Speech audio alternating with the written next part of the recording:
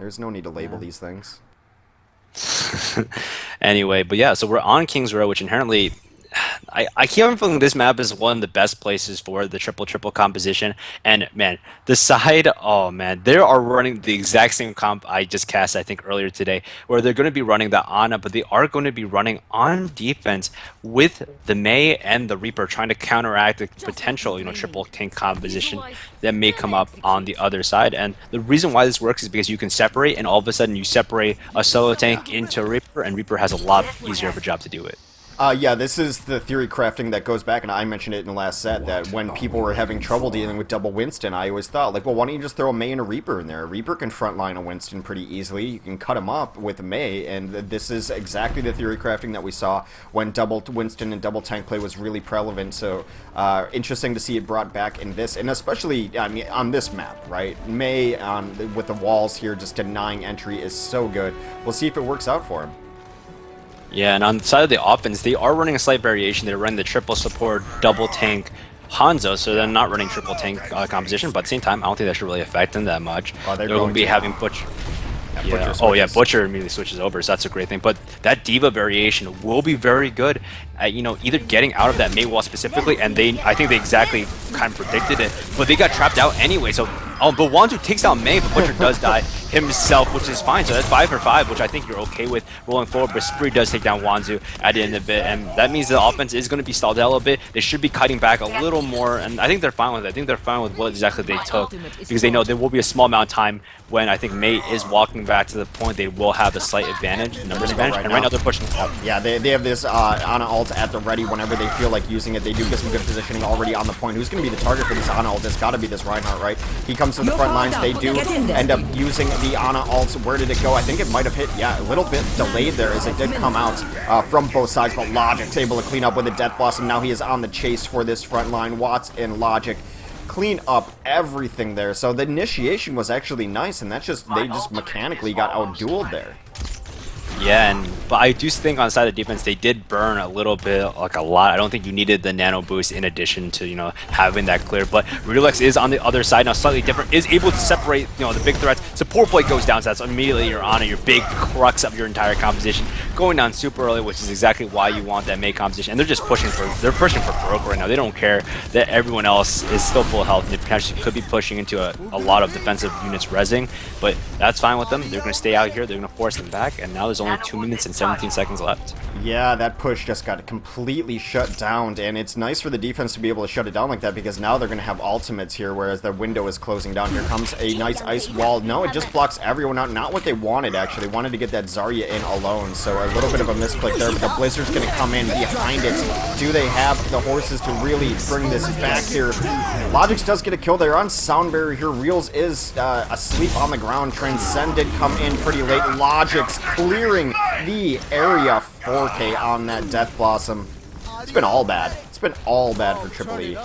Yeah, and this is just Support Boy actually got caged out of that last engagement, so he couldn't even provide any heals or even, get his ultimate percentage up a lot more. And now they're going for a completely different plan. They realize Triple Tank isn't working the way we want it to. We just don't have enough damage or mobility. So they switched over Wander onto the Reaper and Fabetti onto the Genji, hopefully for a better answer. But Genji doesn't really have Dragon Blade, and they get caged out again and trapped out. They need to figure out a way to engage together.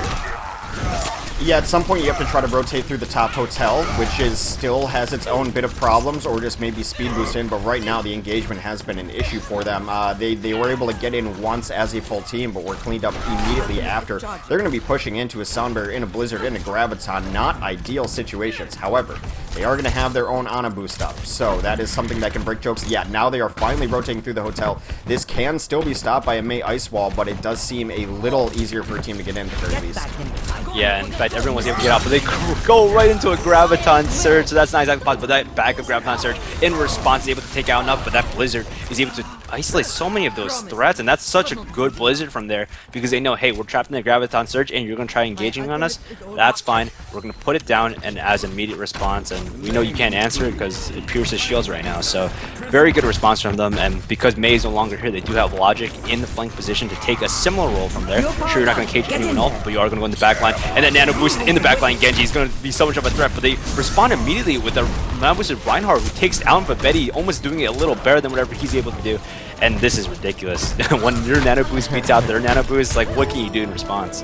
Well, the problem was both the Genji and Reinhardt went super far to the back line, and neither really got any kills quickly enough to help out the team. So while they were both diving really deep trying to get to the back line and take out those threats, it was 4v6 up front, 4v6 and then minus Ana because she's so far away trying to keep everyone healthy. So you essentially just go into that fight completely outnumbered, and that's entirely what happened there. An easy path to victory now for NWA, the Ninjas with attitudes, as they only have to capture first point to move on. Yeah, and I think this is going to be pretty easy because they can just automatically, you know, default to the triple tank, triple support composition and immediately push through. I would not be surprised. Yep, and they run with the Hanzo variation. I would not be surprised to see them stick on it. I do think the Hanzo variation adds a little more dimension to the play because you do have that range in case, let's say they have a Pharah or something to potentially deal with. So you do have that option to use it. And I do think, you know, the ultimate with Sated Dragons is very good at pushing chokeholds. So that's another way to break through a defense if possible. But Support Boy is back on his Mercy, which I hope we'll see hopefully more effect this time around. Hopefully be able to bring everyone back to life if they do get cleared in the first push. But he needs to stay alive and he needs to get his ultimate charge up. It's an interesting looking defense, as they've got a Hanzo in this, a Mei in this. They're running single tank on Wanzu. He's been playing a really nice Reinhardt. I mean, I guess he can get away with it. Grabo and Zenyatta Wonder on that Reaper. So a lot of damage incoming here. I think this is anticipating that they're going to be playing against triple tank. So I think that's why you see the lineup that you do. But we'll see if Mercy works out. I'm rooting for her, but right now, Mercy, yes, the resurrections come off, but it just seems like it's just not as useful during the actual fights. I kind of want to see what the damage boost target is going to be from her. Is it going to be this Hanzo? That could be an interesting thing to see if he can find targets with these damage boosted arrows. Yeah, and I do agree, but it's all about, I think the first team fight might take place a little too quickly for Mercy to get anything more than around 50 or 60% ultimate charge. So this is going to be about her staying alive for the second one, stalling out, and meanwhile, Wonder is in the back line, and that Maywall gets pulled, but he gets pulled along with it, and luckily he's able to stay alive and back out, but no one got caught out with that specific wall. Now the wall is back down on cooldown, so that is a positive for the offensive time, but no one's noticed the Reaper, so Wonder's able to get free licks onto Real Zix, and that's going to reset them back a little more. So the Wonder is able to teleport to the other side. Hopefully to change it. But he gets immediately knocked out of his. Oh man, he tried transporting and just was a sitting duck. That was weird. He was on this left side. I guess they knew where he was, but just to transport just right there, and it's so audible. Strange. Gets absolutely punished for it. Watt is now taking an aggressive position on the point. He gets called out a little bit by the wall and then slammed into the wall by his counter number. The Dragon does come across the point, does not get any kills as they're continuing to push forward. Spree in the backline is trying to take out Grabo. Spree and Reels combined for 3 kills. That should be it, barring a miracle. That miracle is in the form of resurrection, though. Support Boy does get in here, brings everyone back to life. They are trying to get some kills now off of it. Whole Hog comes out trying to clear the point, as well as Mei is delaying it as best as she can. Wonder coming in unnoticed on the back, but he is noticed at the last second by Reels, who puts an arrow into his dome. An amazing Earth Shatter, but it's going to be too little too late as the 4 Air Shatter.